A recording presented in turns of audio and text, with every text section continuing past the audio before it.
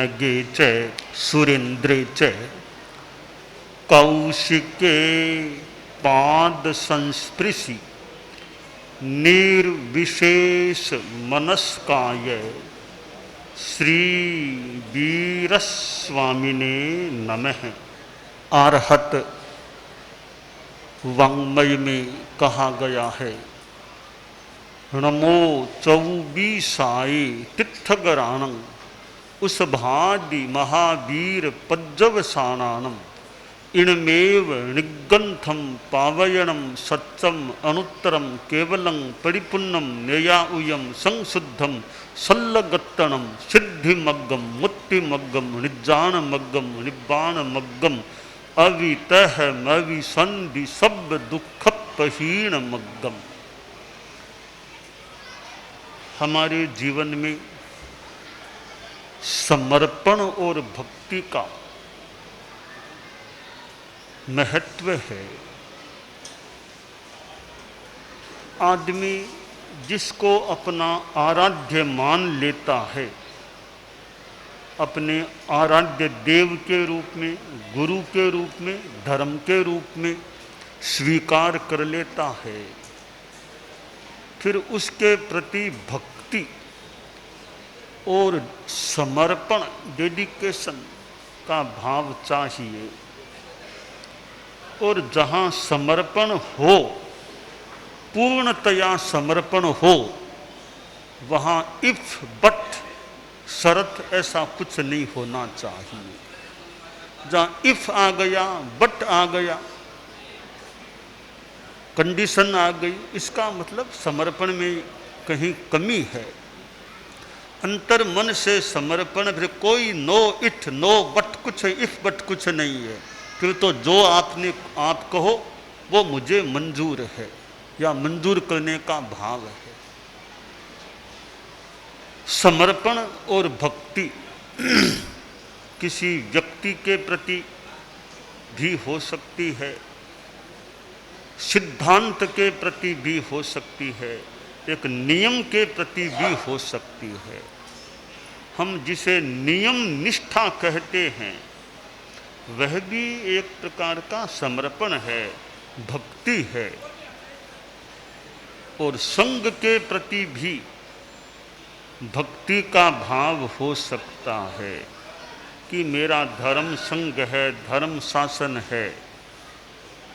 मैं धर्म संग के प्रति भी एक समर्पण और भक्ति का भाव यथोचित्य अपने मन में रखूं कि शासन के प्रति मेरी कैसी भावना है, संग के प्रति कैसा समर्पण है। थोड़ी कठिनाई आने पर भी समर्पण बना रहे, वह समर्पण प्रशस्त है। कठिनाई आ गई तो भी समर्पण छूट जाए, हमारे मन में वो निष्ठा कम हो जाए कि मन के अनुकूल हो रहा है तब तो मेरा समर्पण है, मेरे मन के कुछ प्रतिकूल हो गया तब समर्पण में कमी आ गई। तो हो सकता है समर्पण मूल अभी कमज़ोर है या समर्पण है ही नहीं, अपने स्वार्थ की बात है, समर्पण की बात नहीं है, ऐसा भी हो सकता है। तो समर्पण के अनेक क्षेत्र हो सकते हैं। अब संग के प्रति भी एक समर्पण भक्ति की बात हो सकती है। एक बार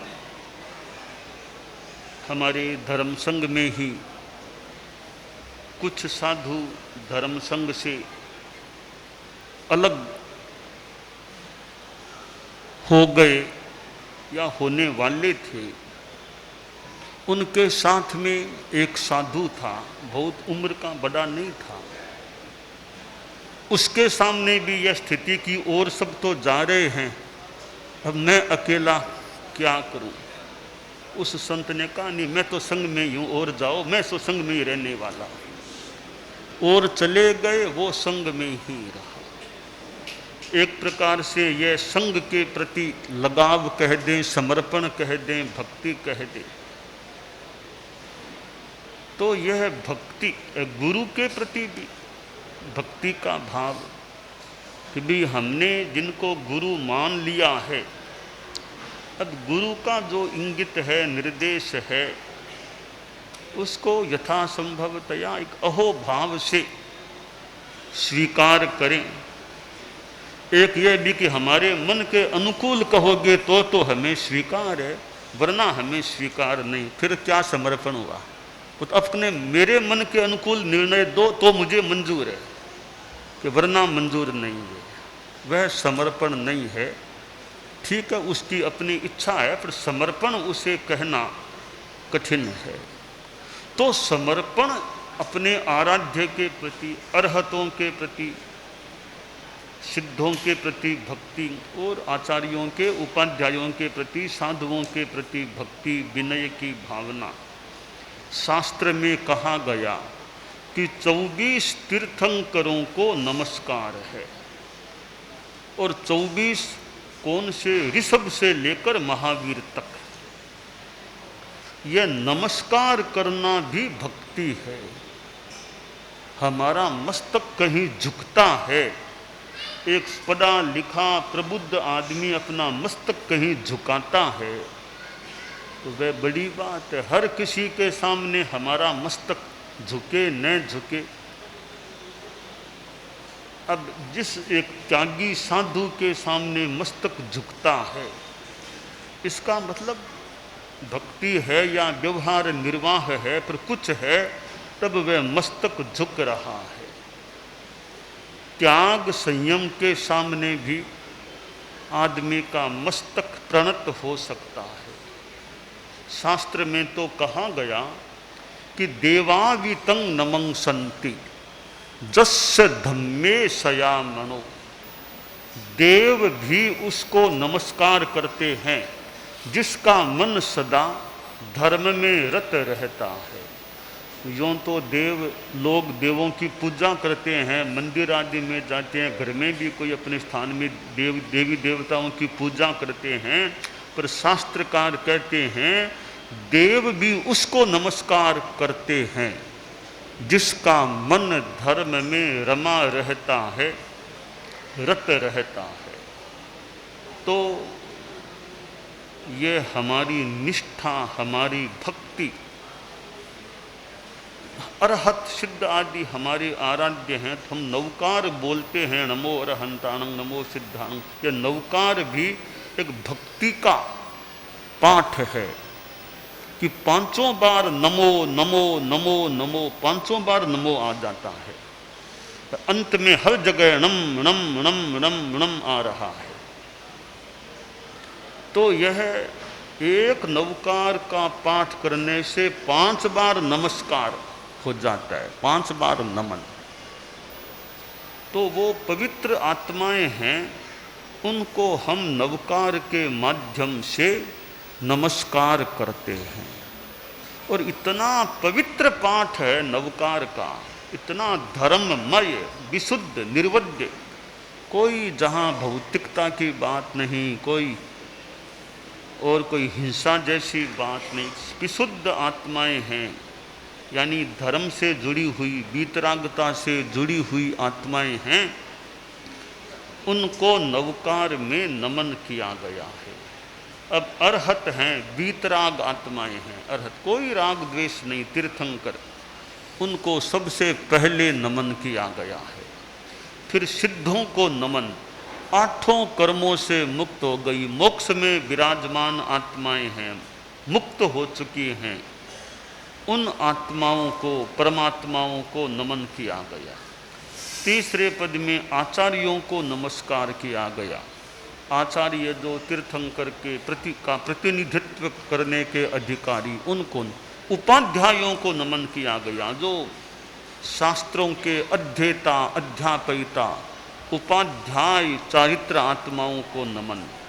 और लोक के समस्त साधुओं को नमन। कोई नाम नहीं, कोई संप्रदाय की बात नहीं, कि जो भी साधु हैं, जहाँ कहीं भी हैं, किसी भी वेश में है, मुख वस्त्रिका वाले है, कोई बिना मुख वस्त्रिका लगाए बैठा है, कि कपड़े वाला, कि बिना कपड़े वाला, कि लाल कपड़े वाला, सफ़ेद कोई नाम, कोई भेदरेखा नहीं। जो भी साधु हैं दुनिया के, लोक के समस्त साधुओं को मेरा नमन है। कितना उदार पाठ है। ऐसा नहीं किया जैन धर्म के साधुओं को, जैन नाम नहीं दिया, हालांकि अरहंतानम आ गया, जैनानम, जैन नाम नहीं दिया, कोई नाम नहीं। शुद्ध साधु होना चाहिए। कोई किसी भी परंपरा में है, शुद्ध साधुता आ गई उसमें, हाथी के होदे पर बैठे में भी शुद्ध साधुता आ गई, तो उसको भी हमारा नमन। गहने हार अंगूठी पहने हुआ बैठा है, उसमें भी साधुत्व आ गया, तो उसको भी हमारा नमन है। गृहस्थ के वेश में भी कोई साधु पने वाला है, उसको भी हमारा नमन है। और हम साधु भी, कोई गृहस्थ के वेश में है, उसमें अगर भावों में साधुपन आ गया तो हमारी ओर से भी उसको नमस्कार है, उसमें साधुपन आ गया है। तो नमो लोये सब साहूणम, कितना व्यापकता का पाठ है कि दो शब्द व्यापकता वाले हैं। तो लोये, लोक में, पूरे लोक में सब, सर्व, सब साधुओं को मेरा नमस्कार है। यह बड़ा उदारता, निष्पक्षता पूर्ण यह पाठ लग रहा है। कोई आग्रह नहीं, कुछ नहीं, बस एक ही आग्रह है, साधुता होनी चाहिए। फिर भले आप किसी वेश में है, किसी देश में है, किसी परिवेश में है, किसी लिंग वाले हैं, किसी संप्रदाय में होंगे, वर्तमान में आप अगर शुद्ध साधुता आप में है तो हमारा नमस्कार है। और मैं भूल न करूं कि जैन धर्म के भी साधु वेश में है, अगर शुद्ध साधुता नहीं है तो नमो लोये सब साहूणम में संभवतः उसको नमस्कार नहीं होता होगा। शुद्ध साधुता है तो कहीं पर भी है, उसको हमारा नमस्कार। यह नवकार भक्ति का एक पाठ है, और भक्ति में अहंकार को दूर होना होता है, तब भक्ति निखरती है। भक्ति का ग्राफ तब ऊपर उठेगा कि अहंकार नीचे दबेगा। अहंकार ऊंचा आ जाएगा तो भक्ति को नीचा जाना, दोनों साथ बराबर नहीं रह, यानी कि अगर भक्ति है तो फिर अहंकार को गौण होना पड़ेगा। जब मैं था तब तुम नहीं, जब तू तब मैं ना आई, प्रेम गली अति सांकड़ी ता में दो न समाई। दो मैं तू दो नहीं, बस एकामेक हो गए तो भक्ति है, फिर अहंकार को स्थान नहीं। अहंकार फिर भक्ति को छोड़ना होगा। दो में, दोनों में मानो ऐसा बैर सा है भक्ति में अहंकार में कि या भक्ति रहेगी या अहंकार, तो एक रहेगा, तू और मैं दो भेद नहीं होंगे। तो यह भक्ति का भाव तो हमारे मन में भी अपने आराध्य के प्रति और अपने सिद्धांत, अपने नियम, अपने व्रत के प्रति भक्ति होनी चाहिए। अब अरहन्नक जैसा श्रावक कि कोई भी भयंकर स्थिति के जहाज को डुबोने की स्थिति सामने का, धर्म को छोड़ो वरना डूबोगे, डुबो दिए जाओगे। अब कितनी भक्ति अरहन्नक में कि धर्म को तो नहीं छोड़ूंगा। यह हमारे लिए एक बहुत ध्यातव्य बात है कि संकट में भी धर्म को नहीं छोड़ना चाहिए। आदमी सोच ले, रे इतनी सामायिक करता हूँ, इतने बार महाराज के प्रवचन में जाता हूँ, मेरे में यह तकलीफ क्यों आ गई, मेरे जीवन में तकलीफ कैसे आ गई, मेरे परिवार में यह हो गया, मेरे व्यापार में यह हो गया, इतना धर्म किया क्या फायदा हुआ, छोड़ो धर्म को अपने, कुछ नहीं है। धर्म किया और यह फल मिला उसका, परिवार में समस्या हो गई, व्यापार में तकलीफ आ गई, धर्म को छोड़ दो। यह चिंतन गलत है, ऐसा हमें चिंतन नहीं करना चाहिए। व्यापार परिवार छोटी बातें, धर्म बहुत ऊंची बात होती है। तो अरहन्नक का जहाज को डुबो दिया जाएगा, छोड़ो धर्म को वरना डूबो, कुछ भी हो जाओ धर्म नहीं छोड़ूंगा, डूबो तो डूबो, धर्म को छोड़ दूं। मान लो जहाज नहीं डुबोया जाएगा, जहाज नहीं डूबेगा, पर अगर धर्म को मैं छोड़ दूंगा तो एक बार यहाँ भले न डूबूं, आगे भव भव में डूबना पड़ेगा। तो धर्म को नहीं छोड़ूंगा, बाई चांस डुबो भी दोगे एक बार तो डूबूंगा, आगे तो मेरा कल्याण है ना, आगे तो रास्ता प्रशस्त है। तो धर्म को हमें कभी भी छोड़ने का नहीं सोचना चाहिए। कठिनाई आ जाए, संकट आ जाए, समस्या आ जाए, अपमान हो जाए, दंड आ जाए, कुछ भी हो जाए, कि धर्म को नहीं छोड़ना। शरीर तो भले कभी छूटता है, शरीर भले छूटे, धर्म मेरा कभी नहीं छूटे। तो यह धर्म शासन से संबंध है, वो नहीं छूटे। छूटे तो यह तन छूटे, छूटे तो यह शासन संबंधन टूटे, शासन संबंधन टूटे। सब में ऐसे ऊंडे संस्कार चाहिए, सब में ऐसे ऊंडे संस्कार चाहिए। गुरुवर हमको मर्यादा का आधार चाहिए, सत्य साकार चाहिए, विशद व्यवहार चाहिए। गुरुवर हमको मर्यादा का आधार चाहिए। तो ये धर्म शासन से संबंध न टूटे। स्तन तो कभी छूटता है, कोई बात नहीं, कभी छूटना ही है, पर मेरे मन में इस जीवन काल में तो धर्म से मेरी श्रद्धा कभी न टूटे। तो यह हमारे मन में चाहे साधु हो चाहे श्रावक हो, कि धर्म के प्रति हमारी आस्था बनी रहे, कि मेरे से धर्म न छूट जाए। मेरे लिए वे त्याग, नियम, संकल्प, आस्था के सूत्र लिए हुए हैं, वो मेरे अक्षुण्ण रह सकें, अच्छे मेरे पल जाएं। तो यह भी भक्ति है। श्रद्धा, श्रद्धा कह दें, भक्ति कह दें, निष्ठा कह दें, समर्पण कह दें, कि धर्म के प्रति मेरा समर्पण रहे। कि धर्म कोई कपड़ा नहीं है, आस्था का धर्म, धर्म के प्रति आस्था, कि ताऊ तब छोड़ दिया, ताऊ तब पहन लिया, यह आस्था का धर्म है, वो तो हमेशा रहने वाला चाहिए।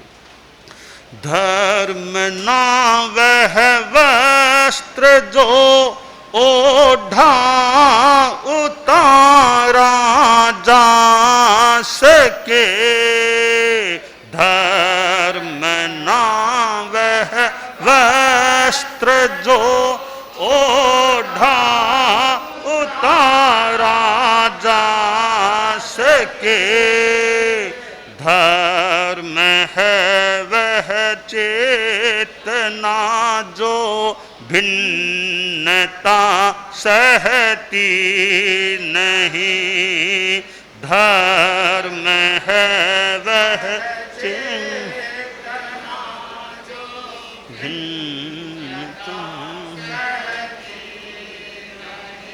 तो ये आस्था और तो सामायिक है।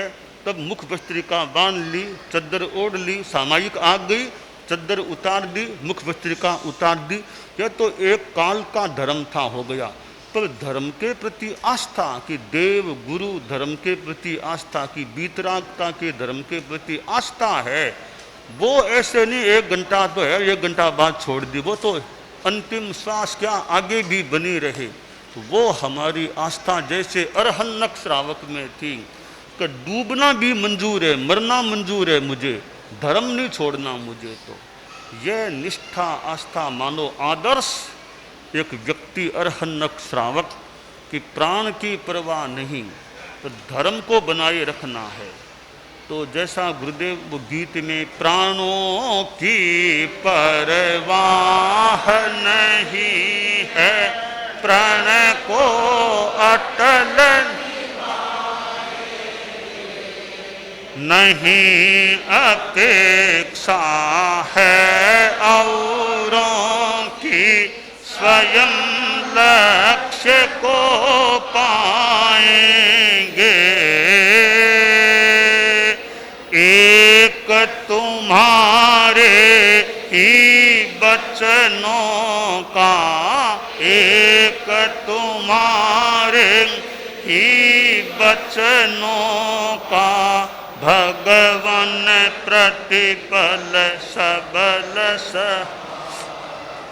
प्रभो तुम्हारे पावन पथ पर जीवन अर्पण। तो हमारे मन में ये समर्पण, भक्ति, डेडिकेशन, डिवोशन धर्म के प्रति बना रहे, अपने आराध्यों के प्रति बना रहे। नवकार जैसा मंत्र, नवकार का पाठ, जैन होने का एक लक्षण है नमोकार धारो, नवकार का जप करे वो जैन है।